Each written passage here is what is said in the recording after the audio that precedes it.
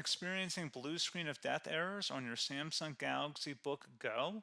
This video walks you through effective troubleshooting steps to fix Windows crashes and restore stable performance. So while you're performing updates, you're getting an IRQR not less or equal message, K-mode exception not handled, kernel data in-page error. A lot of errors pertain to this problem, and we're going to go ahead and jump into what should hopefully be a pretty straightforward process, guys. And we're going to go ahead and jump right into it.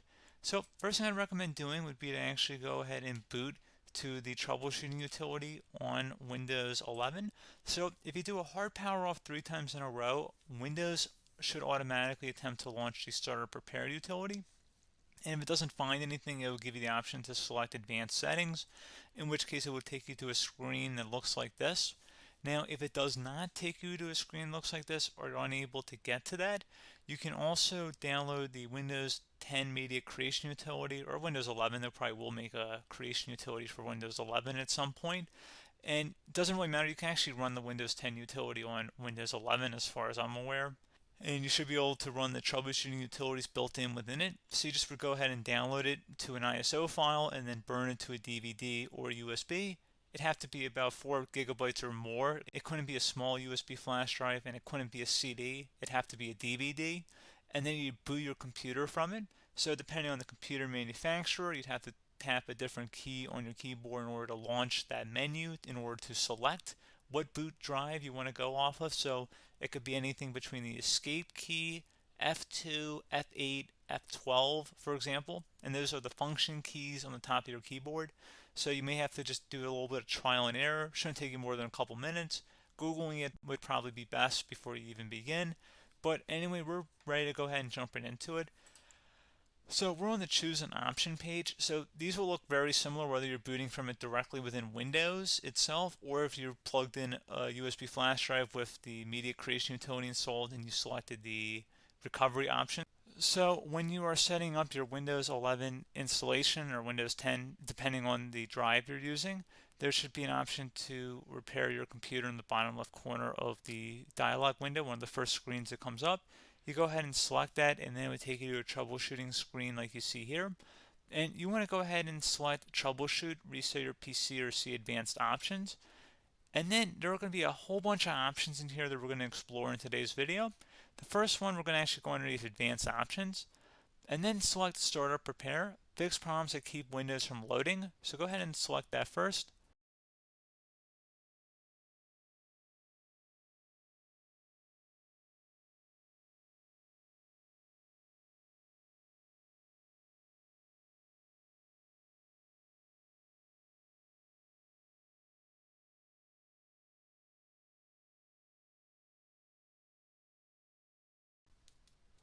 Okay, so you can see it could not repair our PC. That was our first option we could try. Something else, if we go back into advanced options here and then select troubleshoot, we're going to go underneath advanced options again. You can go ahead and actually access safe mode by selecting startup settings. And then if you select the restart button, you have the option on the screen select safe mode with networking, which will give you a key on the screen. It'll tell you which key to press to enter that. I believe it's the F7 key. It'll do that for you. I'm not going to go over that in today's tutorial because I don't really want to go into safe mode, but you are more than welcome to attempt that by going into here and then selecting restart. Again, it'll launch another screen. It'll say what key do you want to press, and it'll give you like 7 or 8 different options, and you want to select safe mode with networking. There's also an option for a command prompt too, but that's going to be something we're going to cover later in this video, and we don't even have to go through that in order to access it. So that's why I'm not going to really push for that, because unless you know exactly what's causing the problem, you probably don't need to go into safe mode. Unless you're trying to recover files, in which case then you definitely can go into safe mode, but we're trying to actually recover our computer here. So I hope that makes sense. Something else we can also try here as well would be to uninstall updates, remove recently installed quality or feature updates from Windows. So if you go ahead and select that, you can uninstall the latest quality updates, which generally is the more day-to-day updates. Feature updates are the less regularly released ones, like the big ones. I would equate it to service packs in like Windows 7 and Windows Vista and Windows XP. So larger updates that occur once or twice a year at most. And the quality updates are more just a regular update. So probably obviously depend. It'll take longer if you're going to try and uninstall the latest feature update versus quality update, and maybe you don't need to go back that far. So just giving you guys a couple of pointers with that. Something else you can also look at here, and we're going to jump into the command prompt in a little bit, but you can select System Restore, which will use a restore point recorded on your PC to restore Windows.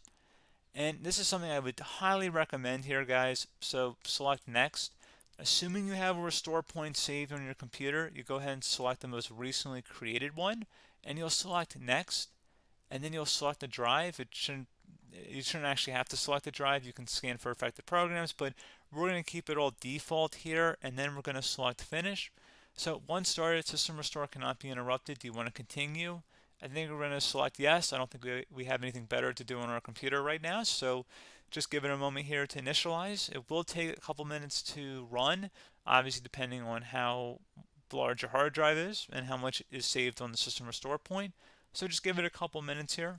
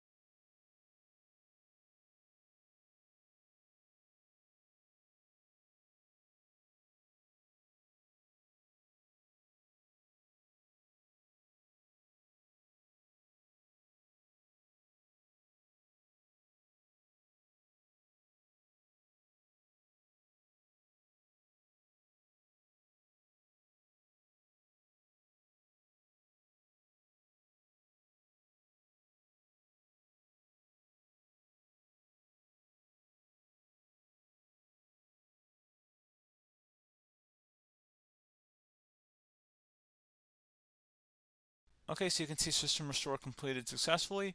The system has been restored. Your documents have not been affected. Click the Restart button to restart your computer. Go ahead and select Restart.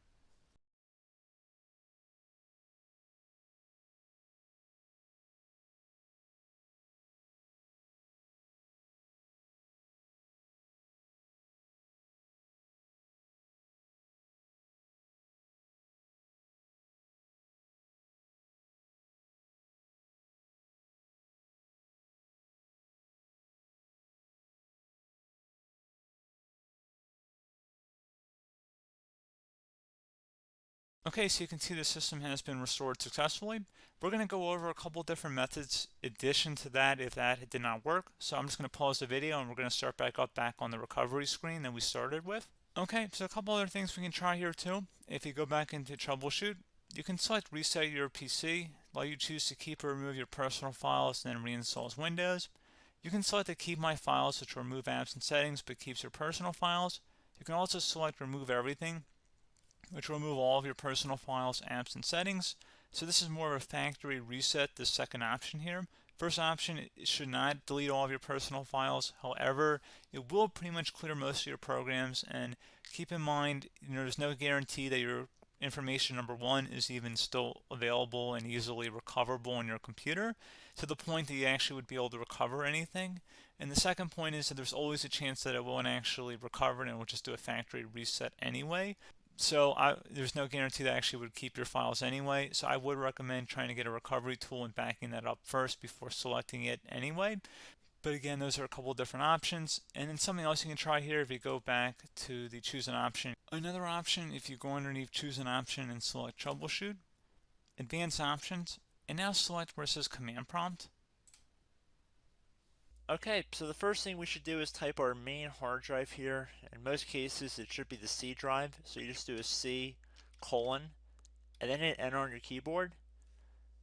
So once you're underneath the C drive, we're going to type in dir and then hit enter on your keyboard. It should have program files, users, and Windows all in there. That's how you know you're in the right directory.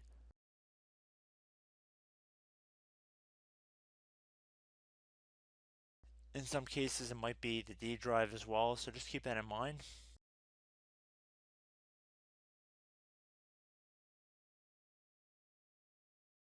Next thing we're going to do is type in cd space / Windows / system 32 / config, and then you're going to hit enter on your keyboard.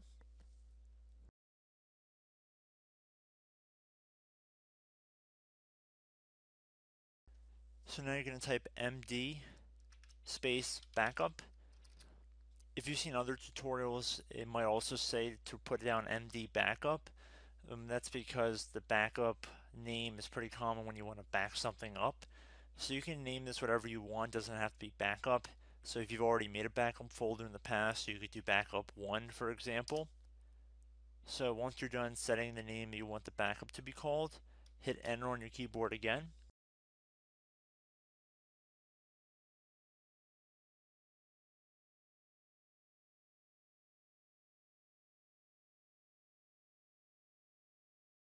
At this point you want to type copy, C-O-P-Y, space, then you want to do the star symbol above the 8 key, then do a period or a dot, whatever you want to call it, then another star sign, and then another space, and then type backup, and then hit enter on your keyboard.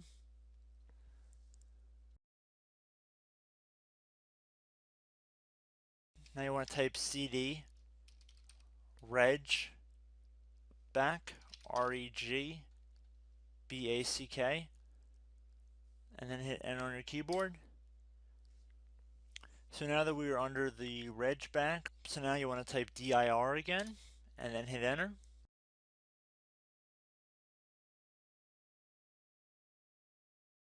So now at this point we're going to type copy again. So copy, space, star sign,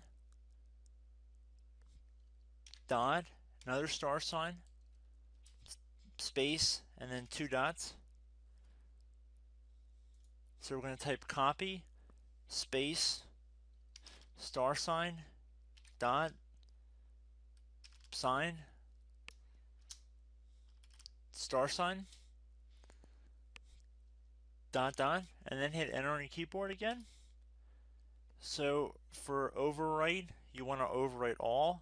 So type A on your keyboard, so capital A, and then hit enter on your keyboard.